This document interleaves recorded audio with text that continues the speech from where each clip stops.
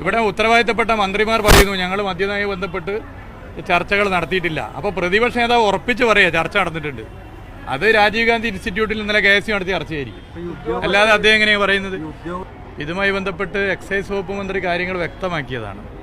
ഞാനും അതിൽ കാര്യങ്ങൾ പറഞ്ഞു കഴിഞ്ഞാണ്. എൻ്റെ പിന്നാലെ ഇങ്ങനെ വരുന്നത് എന്താണെന്ന് ജനങ്ങൾക്കറിയാം. ഇത് കാര്യങ്ങൾ വളരെ വ്യക്തമാണ്. പിന്നെ അദ്ദേഹം ഹൈജാക്കിന് എന്തോ കഥ പറഞ്ഞു.